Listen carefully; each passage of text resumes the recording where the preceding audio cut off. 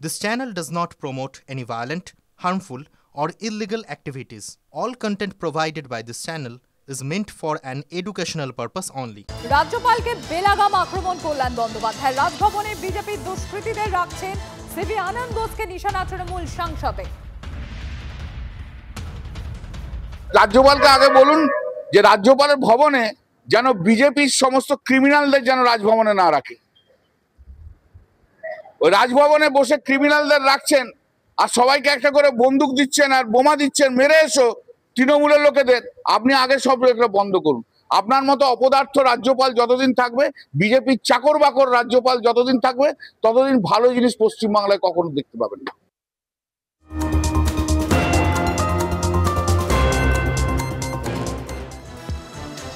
কল্যাণ ব্যানার্জির এই অভিযোগ, রাজভবনে অস্ত্র মজুতের অভিযোগ, এই কল্যাণ বন্দ্যোপাধ্যায়ের পাল্টা তীব্র প্রতিক্রিয়া রাজভবনে। প্রমাণ করতে না পারলে সাংসদকে ক্ষমা চাইতে হবে বলেই জানিয়ে দিয়েছে রাজভবন।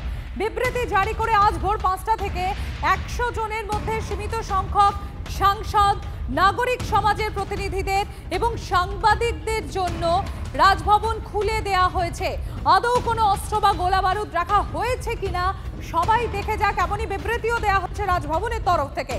এরপর কল্যাণ বন্দ্যোপাধ্যায়ের দাবি ভুয়ো প্রমাণিত হলে তাকে বাংলার মানুষের কাছে ক্ষমা চাইতে হবে বলে জানিয়েছে রাজভবন। আর শুধু তাই নয়, তার বিরুদ্ধে স্পিকারের কাছে তদন্তের অনুরোধ জানানো হবে বলেও জানিয়েছে রাজভবন। এছাড়া প্রশ্ন তোলা হয়েছে কলকাতা পুলিশের ভূমিকা নিয়েও, যারা রাজভবনের নিরাপত্তায় নিয়োজিত।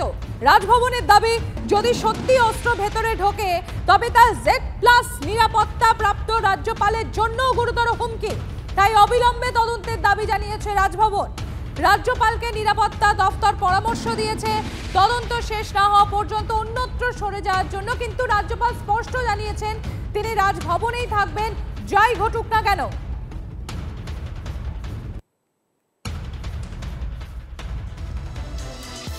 আর কল্যাণ ব্যানার্জির এই যে অভিযোগ, সেই অভিযোগের কড়া জবাব রাজ্যপাল সিভি আনন্দ বোসের। এমন মন্তব্য মানুষকে বিভ্রান্ত করবে। একথার অর্থ হলো আসন্ন বিধানসভা ভোটেও হিংসা হবে। বিধানসভা ভোট যাতে হিংসা মুক্ত হয় তার চেষ্টা করে যাব। যেখানে হিংসার আশঙ্কা থাকবে সেখানেই ময়দানে নেমে তা রুখবো। TV9 বাংলাকে মানে আমাদের জানালেন রাজ্যপাল সিভি আনন্দ বোস। শুনুন কি বলেছেন তিনি। ऐसा स्टेटमेंट्स लोगों को मिसलीड करने का स्टेटमेंट है। उसका माना ये होगा आने वाले इलेक्शन में भी हम हिंसा होगा, भ्रष्टाचार होगा। मेरा कमेंट भी ये है, कोई भी चुनाव है उसमें बंगाल हिंसा मुक्त बंगाल होना है, भ्रष्टाचार मुक्त होना है। इसके लिए मैं कोशिश करूँगा, मैं फील्ड में होगा, जहाँ वायलेंस की पॉसिबिलिटीज है उसको we have to nip it in the bud. As governor I will be in front of that. আমরা ইতিমধ্যে টেলিফোনে যোগাযোগ করতে পেরেছি। তৃণমূল কংগ্রেস মুখপাত্র তন্ময় ঘোষ রয়েছেন আমাদের সঙ্গে। তন্ময় বাবু, কল্যাণ ব্যানার্জির মন্তব্য এবং তার আবার কড়া প্রতিক্রিয়া দিয়েছেন রাজ্যপাল। আপনি জানেন তন্ময় বাবু, আজ ভোর 5টা থেকে 100 জন নির্দিষ্ট মানুষের জন্য রাজভবনের দরজা খুলে দেওয়া হয়েছে এবং রাজ্যপালের তরফ থেকে যে রিয়াকশন দেওয়া হয়েছে যে এই ধরনের মন্তব্য মানুষকে বিভ্রান্ত করবে, আর এই কথার অর্থ হলো আসন্ন বিধানসভা ভোটেও হিংসা হবে। বিধানসভা ভোট যাতে হিংসামুক্ত হয় তার চেষ্টা করে যাব। আপনার প্রতিক্রিয়া চাইব তন্ময় বাবু গোটা বিষয়টি নিয়ে। মাননীয় রাজ্যপাল যেভাবে একটার পর একটা নাটক করে চলেছেন, এই 100 জন খুলে দেওয়ার নাটকে আমি তো মনে করি সবার জন্য খুলে দেওয়া উচিত। এই পদটাই তুলে দেওয়া উচিত। সাদা হাতি সরকারের, এই সাদা হাতি গভর্নমেন্টের, জনতার ট্যাক্সের পয়সা এই পদ রাখার কোনো প্রয়োজন আছে বলে মনে করি না। উনি কোনোদিন হুটখোলা গাড়িতে শহর ভ্রমণে বেরোচ্ছেন, এ তো আগে রাজা রাজরা করতো। প্রতিদিন নতুন নতুন অপটিক্স তৈরি করার চেষ্টা করছেন, নিজেকে জমিদার দেখানোর চেষ্টা করছেন। এইসব করার কোনো মানে হয় না। ওনার বক্তব্যের কোনো গুরুত্ব বাংলার মানুষের কাছে আছে বলে আমি মনে করি না। ধন্যবাদ তন্ময় বাবু।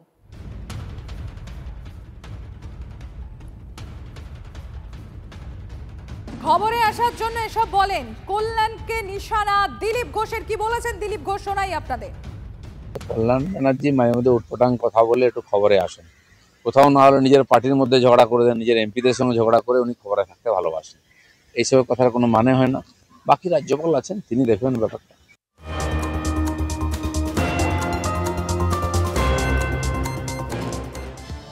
আর এবার খোদ মন্ত্রীর নিশানা পাচ্ছে না পুলিশ। দলের গোষ্ঠী কোন্দল নিয়ে পুলিশকে তোপ তৃণমূল কংগ্রেসের শোভনদেব চট্টোপাধ্যায়। পুলিশের নিষ্ক্রিয়তার জন্য হামলার ঘটনা, অভিযোগ শোভনদেবের। পুলিশ কার দালাল? কার দালালি করছে পুলিশ?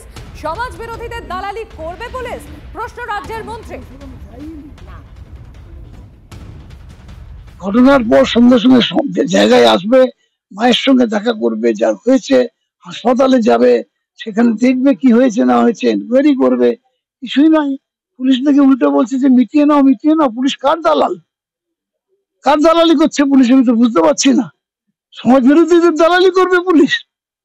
পুলিশ তো আমাকে যে আক্রান্ত তার পাশে গিয়ে তো দাঁড়াবে। কে পুলিশ এসেছিল আমি তো জানি না, কোন পুলিশ এসে জানি না, আমি কে বলেছে আমি তাও জানি না। পুলিশের নিশ্চয়তা তো নিশ্চয়ই আছে, তা নাহলে কেন হবে? হঠাৎ বাড়লো কেন? এটা এতদিন দেখিনি আমি। এটা হঠাৎ বেড়ে গেল এখানে কেন? হঠাৎ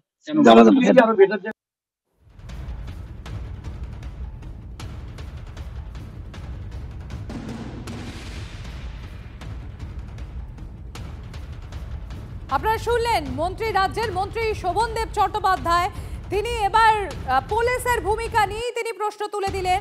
খড়দায় তৃণমূলের গোষ্ঠী কোন্দলে মারামারির সেই ঘটনার প্রেক্ষিতে মন্ত্রী শোভনদেব চট্টোপাধ্যায়ের মন্তব্য, ঠিক কি বলেছেন, কি অভিযোগ তার পুলিশের বিরুদ্ধে, শোনাই আপনাদের। ঘটনার পর সঙ্গে সঙ্গে সব জায়গায় আসবে, মায়ের সঙ্গে দেখা করবে, যার হয়েছে হাসপাতালে যাবে, সেখানে দেখবে কি হয়েছে না হয়েছে, এনকোয়ারি করবে। কিছুই নাই। পুলিশ নাকি উল্টো বলছে যে মিটিয়ে নাও মিটিয়ে নাও। পুলিশ কার দালাল? কার দালালি করছে পুলিশ? আমি তো বুঝতে পারছি না। সমাজ বিরোধীদের দালালি করবে পুলিশ? পুলিশ তো আমাকে যে আক্রান্ত তার পাশে গিয়ে তো দাঁড়াবে। কে পুলিশ এসেছিল আমি তো জানি না, কোন পুলিশ এসে জানি না, আমি কে বলেছে আমি তাও জানি না। পুলিশের নিশ্চয়তা তো নিশ্চয়ই আছে, তা নাহলে কেন হবে? হঠাৎ বাড়লো কেন? এটা এতদিন দেখিনি আমি। এটা হঠাৎ বেড়ে গেল এখানে কেন? হঠাৎ আমরা ইতিমধ্যেই টেলিফোনে যোগাযোগ করতে পেরেছি। প্রাক্তন পুলিশ কর্তা অরিন্দম আচার্য রয়েছেন আমাদের সঙ্গে। অরিন্দম বাবু, রাজ্যের মন্ত্রীর মন্তব্য আপনি শুনলেন, আপনার প্রতিক্রিয়া চাইব। শুনুন, শোভনদেব চট্টোপাধ্যায় অত্যন্ত ভদ্র মানুষ, সমাজ সচেতনশীল, এবং সরকারকে উনি হয়তো শ্রদ্ধা করে থাকে, ভালোবেসে থাকে এই সরকার।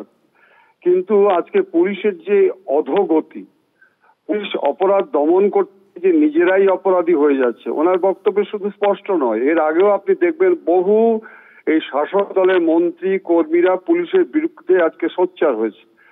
কারণটা হচ্ছে এই যে পুলিশ অফিসার যারা আছে, আপনাদের বলে রাখি, as per the direction of supreme court কোনো ঘটনার মীমাংসা করতে পারে না।